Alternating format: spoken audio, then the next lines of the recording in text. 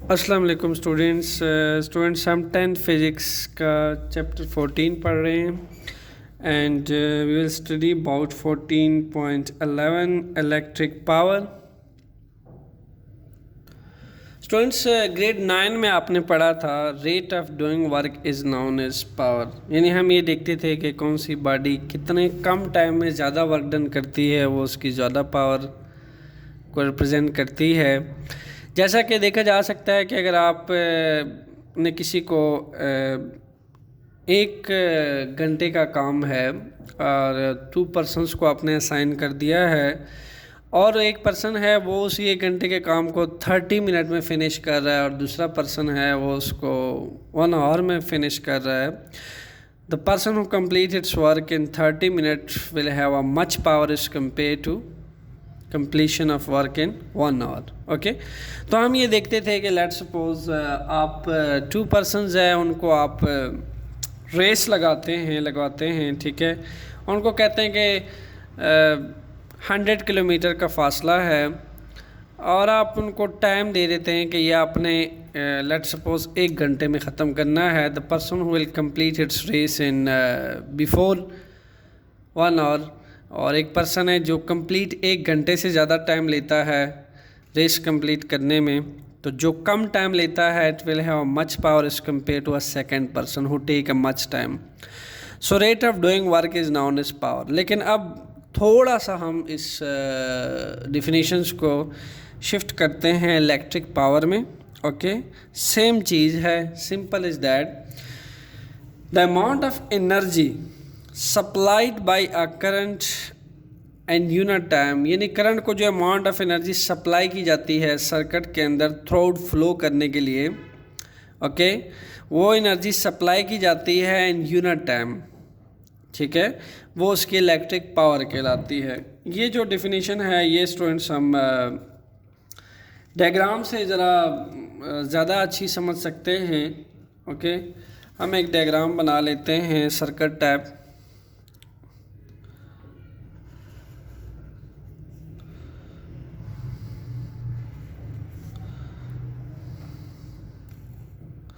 Students हमारे पास एक battery है जो कि सोर्स ऑफ करंट होती है, ओके, जिसमें से करंट ड्रॉ होता है। Battery is a source of current, cell is a source of current. So किसी भी वायर को करंट देने के लिए हम एज बैटरी को एज सोर्स इस्तेमाल करते हैं। That's a higher potential plus and that's one is a low potential minus. Okay students, we have a potential difference V across these 2 terminal of the battery. Okay, due to this potential difference between plus and minus and high and low, current will start flowing through this conductor. Now you know that it's a conductor like a wire, and wire have a resistance. Okay, it have opposing the flow of current, the flow of charge. जब इस wire में से charge flow करता है इस cross sectional area में से, then wire में एक अपोजिंग प्रॉपर्टी होती है, फ्लो ऑफ करंट के अगेंस्ट लगती है, यानी रेजिस्टेंस की फॉर्म में, जिसको आप रेजिस्टेंस कहते हैं। ओके, तो होता क्या है कि जब रेजिस्टेंस मिलती है फ्लो ऑफ चार्जेस को, तो हमें उसको कुछ एनर्जी सप्लाई करनी पड़ती है। स्टूडेंट्स, क्या सप्लाई करनी पड़ती है? एनर्जी हम सप्लाई करते हैं करंट को। ओके, करंट को हम एनर्जी सप्लाई करते हैं यूनिट टाइम, यानी जिस करंट को कम टाइम में ज़्यादा एनर्जी सप्लाई करेगा कंडक्टर, उस कंडक्टर की पावर ज़्यादा होगी बनिस्बत उस कंडक्टर के जो करंट को कम एनर्जी सप्लाई करेगा। जो करंट को कम एनर्जी सप्लाई करेगा जो कंडक्टर, ऑब्वियसली वो रेजिस्टेंस जो है ज़्यादा फेस करेगा और करंट इतनी स्पीडीली फ्लो नहीं कर पाएगा कंडक्टर में से। ओके, सो एनर्जी हमें सप्लाई करनी पड़ती है, हमें फ्लो ऑफ करंट, जब करंट फ्लो करता है कंडक्टर में से तो हमें उस पर वर्क डन करना पड़ता है। जस्ट लाइक मैकेनिक्स की दुनिया में आप देखें कि जब आप मोशन करते हैं, ठीक है, रोड के अक्रॉस चलते हैं, स्ट्रीट के अक्रॉस चलते हैं, देन आप अपने आप को आगे वर्क डन करते हैं, अपने आप के ऊपर वर्क डन करते हैं, अपने आप के ऊपर एनर्जी सप्लाई करते हैं ताकि आपकी मोशन कंटिन्यू रहे। अगर आप एनर्जी सप्लाई नहीं करेंगे then you will stuck due to fraction, due to resistance to the earth. Okay, so आप कुछ वर्क डन करते हैं, दैट्स वाई आप आगे मूव करते रहते हैं। सिमिलरली इस सर्किट के अंदर जब करंट आई जो है students from higher potentials toward low potentials flow करता है, इन दैट केस इस कंडक्टर के अंदर रेजिस्टेंस होती है, and due to this high resistance we have to supply some energy to flow the continuous flow of this current I. हमें अगर continuity चाहिए करंट आई के अंदर, तो we have to supply some energy to this current in a unit time. So ये जो energy supply की जाएगी इन यूनिट टाइम, ये उसकी क्या कहलाएगी स्टूडेंट्स? इलेक्ट्रिक पावर कहलाएगी। ओके, सो इलेक्ट्रिक पावर को हम रिप्रेजेंट कर सकते हैं स्टूडेंट्स किस चीज़ से? हमारे पास फार्मूला है, power is equal to power work done by time taken. Okay, work done by time taken. You know well students, work को हम जाउल में मेजर करते हैं, टाइम को हम सिस्टम इंटरनेशनल यूनिट के तहत सेकंड में मेजर करते हैं। तो हमारे पास ये बन जाएगा 1 joule work done, 1 joule and 1 second, and जो यूनिट ऑफ पावर है that is what? 1 W। Students अगर हम 1 W को लिखना चाहें, that can be written as 1 joule per second। Okay, similarly अगर मैं एक्सप्लेन करना चाहूँ what is 1 watt, what is 1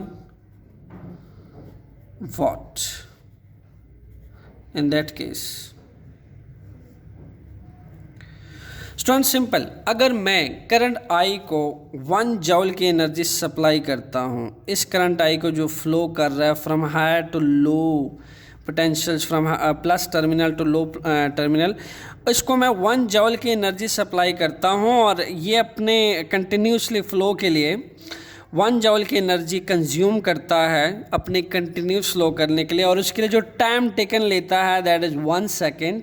okay, 1 जॉल की एनर्जी इस करंट आई को सप्लाई की जाती है, और ये 1 जॉल की इलेक्ट्रिकल एनर्जी कंज्यूम करने के लिए 1 सेकेंड लेता है। तो ये इस कंडक्टर की क्या कहलाएगी? Electric power. So simple. Okay, so हम ये कह सकते हैं it is mean that the power of 1 watt is a rate of working of 1 joule per second. 1 watt is what actually? Rate of working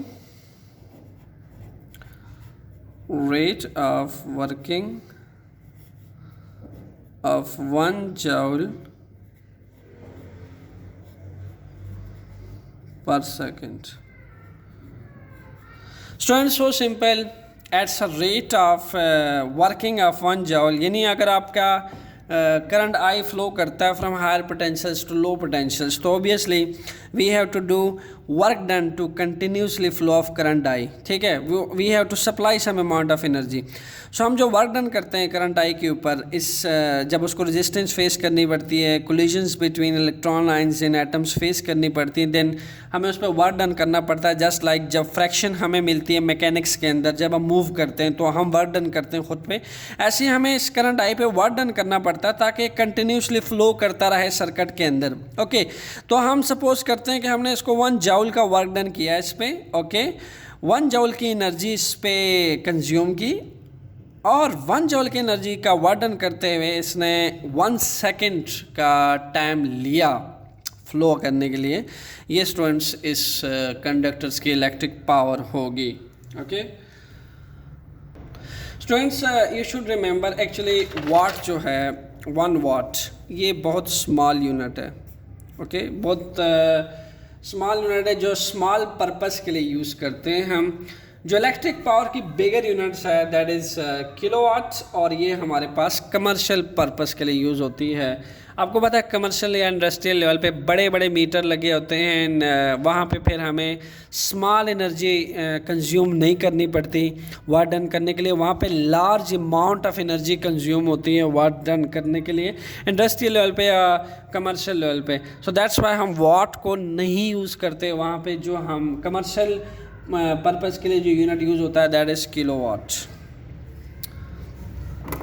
kilowatt actually watt is a small unit, that's why we recommend kilowatt for commercial purpose and industrial purpose. So 1 kilowatt is actually what? 1 kilowatt,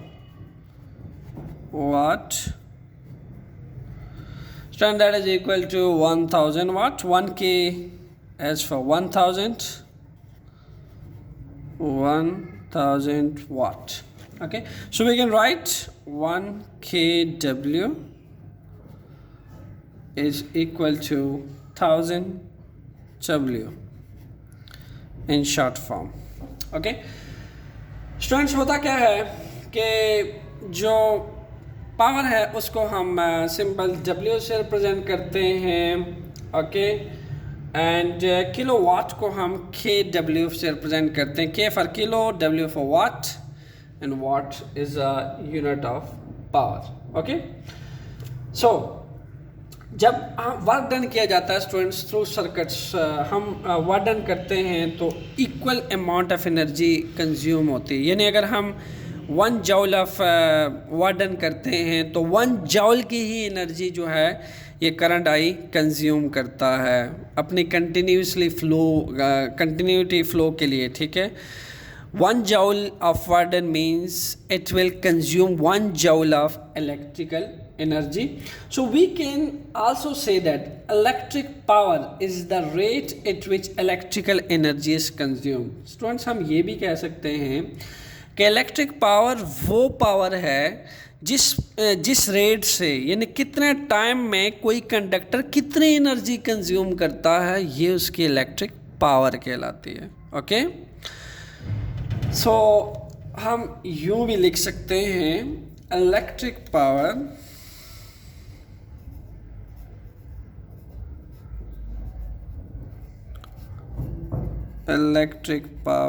is the rate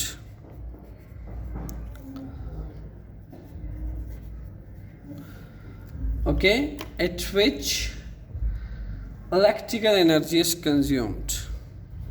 Electrical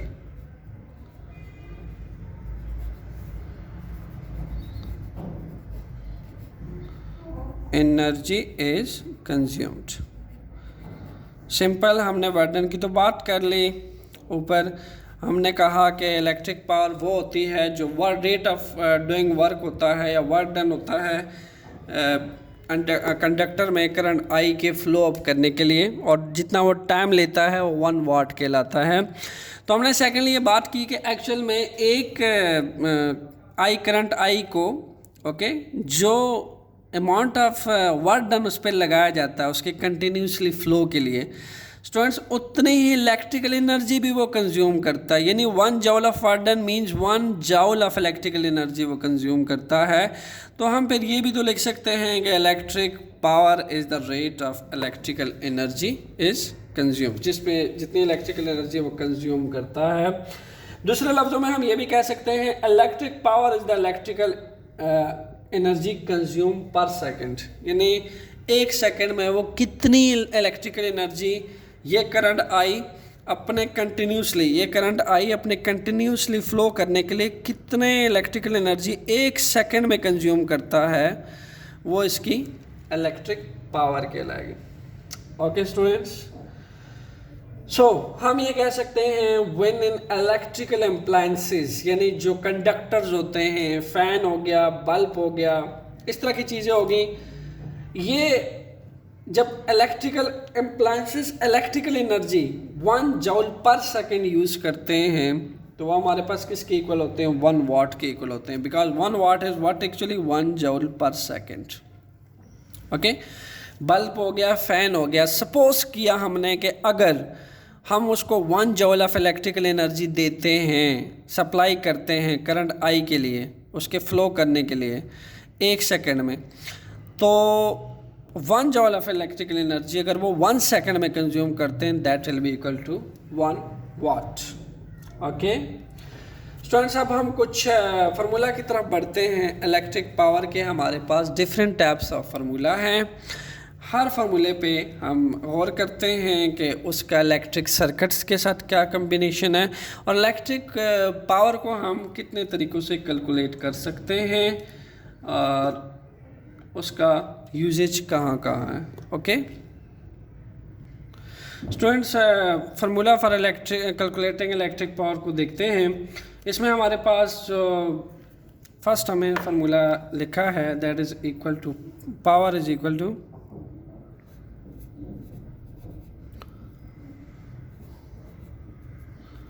work done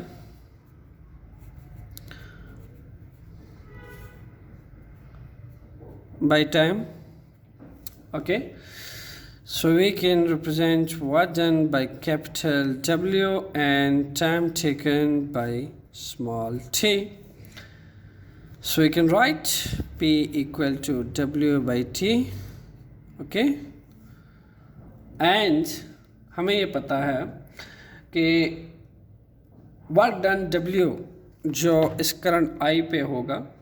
okay इस current I पे जो work done होगा, इसको अपनी continuously flow करवाने के लिए, continuously flow करने के लिए इस कंडक्टर के अक्रॉस, ये हमारे पास इक्वल होता है W, where W equal to V cross I cross T। Okay students, इसको हम इक्वेशन 1 मान लेते हैं। देन अब हम क्या करते हैं, ये जो W की वैल्यू आपको नज़र आ रही है, दिस वन, ये अब हम इक्वेशन 1 में पुट कर देते हैं। What we will get actually, so P will be equal to V cross I cross T। Okay and this T will cancel with T. Okay, and we will get P equal to V cross I. Friends, हमारे पास एक formula आ चुका है जिसके according हमने देखा कि power जो है वो इक्वल होती है V क्रॉस I के। ओके इसमें V क्या है, V is the potential difference or volts, voltage in volts. Okay, and I क्या है, that is current in ampere. So हम ये क्या कह सकते हैं, हमारे पास पावर इस तरह से भी आ सकती है कि अगर हम वोल्टेज V यानी पोटेंशियल डिफरेंस को करंट I एम्पेयर से मल्टीप्लाई कर दें, एंड दैट केस हमारे पास इलेक्ट्रिक पावर कैलकुलेट की जा सकती है। और हमें अगर किसी भी कंडक्टर का पोटेंशियल डिफरेंस V गिवन हो और उसके साथ साथ करंट I गिवन हो जो उसके अक्रॉस फ्लो कर रहा है, किसी भी कंडक्टर के अक्रॉस जो करंट I फ्लो करेगा from high potentials to low potential, अगर हमें इसकी वैल्यू पता है और हमें इसका पोटेंशियल डिफरेंस पता है इस कंडक्टर का, then I can find power very easily by numeric. Okay, I can get the numeric magnitude of that conductor. Okay, so हम ये कह सकते हैं कि पावर जो है that is equal to voltage, V for voltage and I for current. Okay, so students बढ़ते हैं next यूनिट की तरफ। ओके फर्स्ट हम इसके यहाँ से जो हमें फिजिकल मीनिंग मिलता है हम उसको देख लेते हैं। स्टूडेंट्स, पावर के यूनिट है वाट, 1 वाट। तो हम कह सकते हैं 1 वाट क्या है, 1 वाट इज एक्चुअली अगर किसी भी कंडक्टर के या बैटरी के 1 V के पोटेंशियल डिफरेंस की वजह से, 1 वोल्ट के पोटेंशियल डिफरेंस की वजह से जो करंट I यानी 1 एम्पेयर करंट फ्लो करेगा 1 वोल्ट के पोटेंशियल डिफरेंस से जो 1 एम्पेयर करंट इस सर्किट के अक्रॉस फ्लो करेगा वो आपके पास 1 वाट कहलाएगा. So I can write 1 volt cross 1 ampere. Okay, that will be equal to 1V cross 1A. 1 volt के पोटेंशियल डिफरेंस की वजह से जो 1 एम्पेयर का करंट फ्लो करेगा that will be equal to 1VA students. Okay, so just now we will discuss the power in terms of I and R. Students, power in terms of electric power in terms of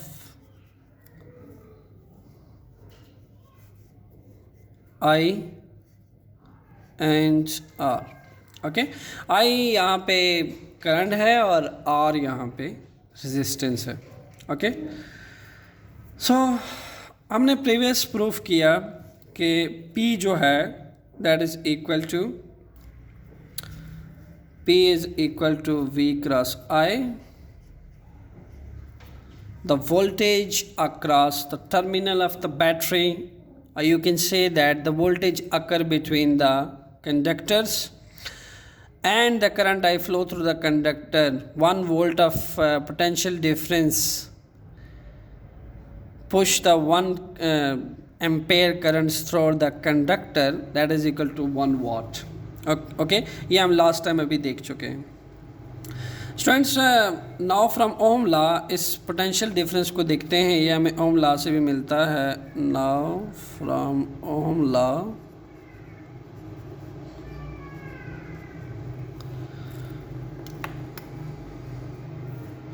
we have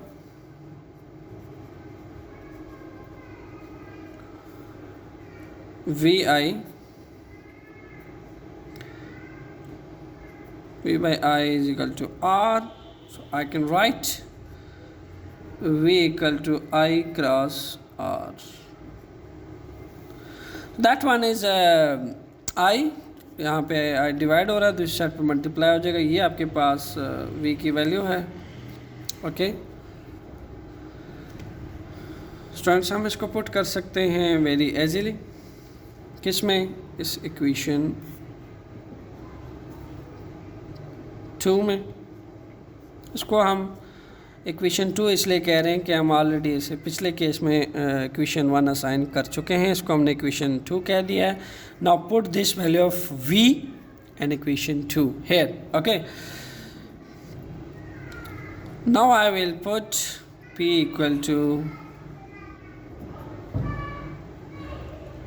I cross R in place of V cross I. I will multiply with I will get I square cross R. Okay, यहाँ पे I क्या है students? I is a current,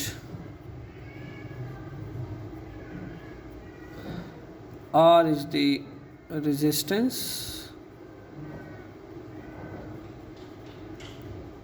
across the conductor. Okay, so students, अब हम इसी power को इन terms of देख लेते हैं V and R. Power in terms of V and R. Students, अब हम देखने लगे हैं पोटेंशियल डिफरेंस V और R के टर्म्स में हम कैसे इलेक्ट्रिक पावर कैलकुलेट कर सकते हैं. Again from Ohm law. From Ohm law,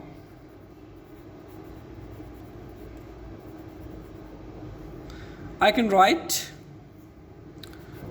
V by I equal to R and V equal to I cross R. Okay, and I equal to V by R. Okay, यहाँ पे R multiply हो रहा है I के साथ और दूसरी side पे जाके डिवाइड हो जाएगा. स्टूडेंट्स बहुत सिंपल है। देखें हम जब पावर देख रहे थे in terms of I and R के केस में, तो फिर मैंने क्या किया, सिंपल v की वैल्यू यूज़ की और पुट कर दी इक्वेशन 2 में। जब हम पावर देखते हैं in terms of V and R के केस में, तो मैं अब आई की वैल्यू पुट करूँगा। जब आई एन आर के केस में आप देख रहे थे तो आप v की वैल्यू पुट कर रहे थे, आपको एक इलेक्ट्रिक पावर का नया फार्मूला मिल गया। आप जब पावर देखोगे वी एन आर के केस में, तो आप ओम लॉ से आई की वैल्यू पुट करोगे, आपको इलेक्ट्रिक पावर का वंस अगेन एक नया डिराइव्ड फार्मूला मिल जाएगा। ओके, वी एन आर के केस में आई की वैल्यू पुट को होनी चाहिए, आई एन आर के केस में वी यानी पोटेंशियल डिफरेंस की वैल्यू पुट होगी। So put the value of I an equation 3। Okay, this one, ये इक्वेशन जो है जो ऑलरेडी आप क्रिएट कर चुके हैं हम, ये जो इक्वेशन 2 है, ठीक है, इस इक्वेशन 2 के अंदर इसके अंदर अगर आप i की वैल्यू पुट करते हैं, what you will get actually. Friends equation 2 थी आपके पास v cross i। Okay, after putting v cross v by r in place of this I will get v square by r। Okay students, v यहाँ पे क्या है, that's a potential difference और voltage, और r यहाँ पे resistance है। सो ऐसे हमारे पास क्या इन्फॉर्मेशन मिली है, हमने 3 डिफरेंट यूनिट्स डिराइव की हैं students. The first one is 3 different units. First one is P equal to voltage cross current, second one is P equal to I square cross R, और third one unit जो आपको अभी मिला है that is v square by r। Students इन तीनों formulas को memorise करना बहुत ज़रूरी है, क्योंकि तीनों फार्मूला जो है हमें न्यूमेरिकल प्रॉब्लम सॉल्व करने में हेल्प करते हैं। अगर हमारे पास 2 फिज़िकल क्वांटिटीज़ मेजरेबल हो तो हम उसकी इलेक्ट्रिक पावर मेजर कर सकते हैं। अगर मुझे पोटेंशियल डिफरेंस और रेजिस्टेंस पता है तो मुझे उस कंडक्टर की इलेक्ट्रिक पावर पता चल सकती है। मुझे अगर किसी कंडक्टर का करंट आई जो फ्लो कर रहा है उसके अक्रॉस और रेजिस्टेंस पता, तब भी पावर पता चल सकती है। मुझे अगर किसी कंडक्टर के अक्रॉस पोटेंशियल डिफरेंस V या वोल्टेज पता है ऑफ द बैटरी और करंट आई एम्पेयर पता है, तब भी इलेक्ट्रिक पावर को फाइंड किया जा सकता है।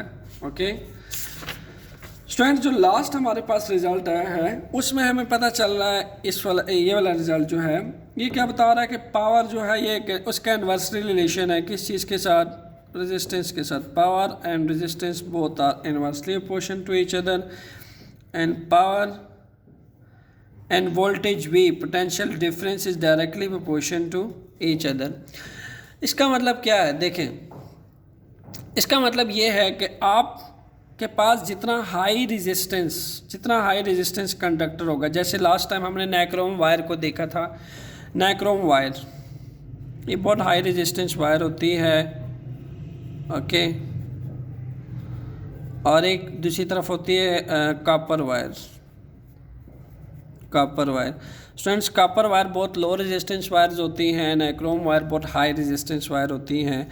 नाइक्रोम वायर की रेजिस्टेंस बहुत हाई होती है, इसलिए इनकी जो पावर होती है वो कम होती है, ठीक है। और इसी तरीके से जो कॉपर वायर जो है उसकी रेजिस्टेंस बहुत कम होती है, दैट्स वाई इसकी पावर ज़्यादा होती है। दैट्स वाई हम कॉपर वायर को ज़्यादा प्रेफरेंस करते हैं इलेक्ट्रिकल अप्लायंसेस के लिए। स्टूडेंट्स, इसके अलावा जो आपके घर में बल्ब होते हैं, इलेक्ट्रिक बल्ब, ये आपके लिए जानना बहुत ज़रूरी है, चूँकि पावर आप पढ़ चुके हैं। अब आपको ये बात पता होना चाहिए कि इलेक्ट्रिक बल्ब में जो कुछ लिखा आता है आपके पास, लाइक 100 वाट आता है। लाइक अगर कोई 100 वाट का बल्ब है और उसके साथ लिखा था 220 वोल्ट, 220 वोल्ट। स्टूडेंट्स इसका क्या मतलब है? स्टूडेंट्स 100 वाट का ये मतलब है कि वो बल्ब 100 वाट की इलेक्ट्रिकल एनर्जी कंज्यूम करेगा करंट आई को फ्लो करने के लिए। इसीलिए आप कहते हैं कि जो आप ज़्यादा हैवी चीज़ें लेते हैं वो ज़्यादा हैवी पावर कंज्यूम करते हैं, यानी ज़्यादा इलेक्ट्रिकल एनर्जी कंज्यूम करते हैं। दैट्स वाई आपका इलेक्ट्रिक बिल भी ज़्यादा आता है, ज़्यादा पावर वाली चीज़ें जब आप लगाते हैं तो इलेक्ट्रिक बल्ब जो 100 वाट का है वो मींस कि वो 100 वाट की इलेक्ट्रिकल एनर्जी कंज्यूम करता है। अगर मैं इसको रीराइट करूं तो ये बनता है 100 watt equal to 100 joule, 100 joule पर सेकेंड। ओके, यानी एक सेकेंड में 100 जूल की इलेक्ट्रिकल एनर्जी कंज्यूम करता है 100 वाट का इलेक्ट्रिक बल्ब। और 220 वोल्ट का मतलब ये हुआ कि वो 20 वोल्ट का जो है वोल्टेज पोटेंशियल डिफरेंस के अक्रॉस 100 जूल की एनर्जी कंज्यूम करता है। ये 220 वोल्ट से ऑपरेट होता है, 220 वोल्ट से कम वोल्टेज पे वो ऑपरेट नहीं होता। ओके स्टूडेंट्स, तो 100 वाट 220 वोल्ट्स जहाँ पे भी रिटर्न होता है उसके ये मीनिंग होते हैं, उनका एक्चुअली रेट आपको बताया जाता है। इलेक्ट्रिकल अप्लायंसेस आपको रेट बताते हैं कि किस रेट से इलेक्ट्रिकल एनर्जी कंज्यूम करेगा। यानी आपने इलेक्ट्रिक बल्ब ले लिया, फ़ैन ले लिया, आयरन ले ली, ठीक है, उसके ऊपर डिफरेंट पावर्स लिखे होते हैं। किसी के ऊपर 100 वाट है, किसी के ऊपर 150 वाट है, किसी के ऊपर 200 वाट है। वो एक्चुअल में क्या इन्फॉर्मेशन देता है आपको? वो इन्फॉर्मेशन देता है, रेटिंग की इन्फॉर्मेशन देता है कि किस रेट से ये इलेक्ट्रिकल एनर्जी कंज्यूम करेगा। रेट मींस के कितने सेकंड में कितनी इलेक्ट्रिकल एनर्जी आपको सप्लाई करनी पड़ेगी इसके करंट आई को फ्लो करवाने के लिए, तो वो उसकी इलेक्ट्रिक पावर कहलाती है। ओके, सो हम ये कह सकते हैं कि पावर रेटिंग जो होती है 100 वाट की बल्ब के ऊपर, उसका मतलब ये है कि वो इलेक्ट्रिकल एनर्जी किस रेट से कंज्यूम करेगा, 100 जूल पर सेकंड से। आई कैन राइट 100 जूल पर सेकंड की इलेक्ट्रिकल एनर्जी कंज्यूम करेगा। तो स्टूडेंट्स, ये था इलेक्ट्रिक पावर जिसको हमने डिटेल से स्टडी किया। For next video stay tune with conceptual physics lecture. Thanks a lot.